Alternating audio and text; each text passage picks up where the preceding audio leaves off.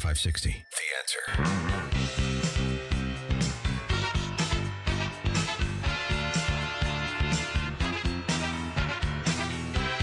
Where has socialism ever worked, Senator? Is that another question, or is that for the next interview? That's definitely for you. You said fish doesn't work everywhere. I just want to know one place where socialism has been beneficial. Well, when you have me come back on, we can talk about all the races across the country. Ready. Senator Rochester doesn't know her ass from her elbow, which is the perfect campaign spiel for any Democrat. Ralph, Connecticut. Hey, Shaun, you always hear O'Connor and Newsom say that California has the fourth largest economy in the world, and now they're going to have a billionaire asset tax. How in the hell, how do they do that by claiming that they're the fourth largest economy in the world? How do they make those types of statements and calculations? The same way Enron went to jail. They do not count the liabilities. They count perceived revenue from companies that exist even though they know they're moving. And they carve off all of the cost of health care, Social Security, welfare. So you minus all the liabilities. You add up what you think and you predict are the revenue. If that was a private company, Ralph, they'd all go to jail. Never forget, Ralph, we're in a situation most people forget the way it works. If two FBI guys knock on your door and they say, Ralph, in Connecticut, do you have sugar in your cabinet? And you say no. And you got the sugar in your cabinet. You can do a year and a day. You just lied to the government. But Barack Obama can run on lowering your insurance premiums $2,500 a year as he increased them $5,000 a month. They can lie to us. It's legal for politicians and government to lie to us. It's legal. How many of us knew before Doge that they ran the entire government out of one account? One account. There's no Social Security safety box. There's no management. There's no the budget office or expenditures. They're running it the way that ghetto con artist in Oak Lawn, Illinois, runs his methadone clinic out of one account. So, I mean, what are the consequences when Democrats lie, Ralph? You've been around a while. Have you ever seen any real consequences? Yeah. Nothing. No, and they pulled it off because the character was for our lifetime. Thank God. I'm assuming you're around my age. The character of the country was far higher than it is now. That's the difference. We just existed with it because they used to do properly, but not very shrewdly, laugh off these Democrats. These, when we were kids, they all laughed at these idiots, socialists. It was unheard of. After all, we just got done killing socialists. They were called Nazis. So it's an interesting math trick that only government can do. You and I could never do it to the IRS. We go to jail. And they get elected. It's unbelievable. So I wish it is. Well, it is. And it's, and they get elected more than once. But only where the areas are the low character people. I'm telling you, Ralph. That's true. This is the one thing to convey. I always want to convey this to people. And you don't have to pick Florida. People get sick. He loves Florida. I don't care. Believe me, if Florida became Democrat, I'd leave. And that's the issue. Once it becomes acceptable to lie, cheat, and steal among your citizens, you're not living in America anymore. You're in the Soviet Union. You just are. So I don't think you can live among them. You can't get along with a liar. You can't have one in your family. You can't have one of these crackheads in your family. You got to throw them out of the house. It's the same thing in your country, as far as I believe, Ralph. Thank you very much, brother. Appreciate the call. You got it. Carrie, Crown Point. Hey, Shaun, I refied with Hochberg, my wife and I think about 8 years ago. I used to actually hear him on the Man Cow show.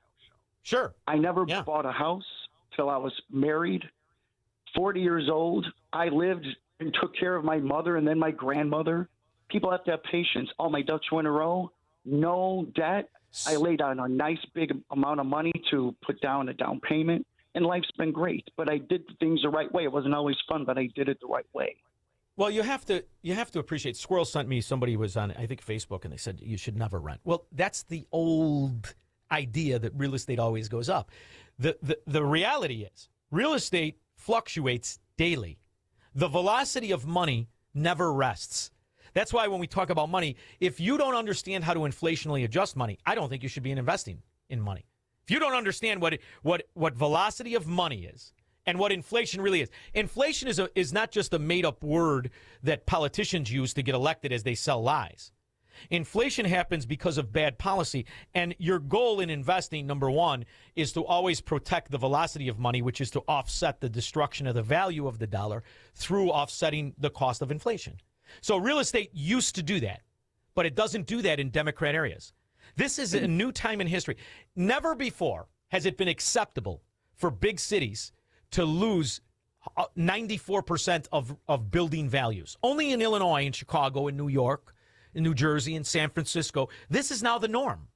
So in those areas, you absolutely should never buy. And then you add on, Shaun, most people don't understand the fluctuating costs of ownership. But go ahead. No.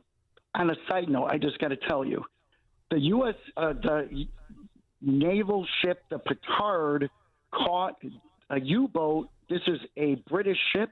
And when you talked about the Petard, I was laughing because the Petard got the Enigma cipher from the U-559 and helped win World War II. That's when we really started getting the U-boats again. So I wanted to let you know.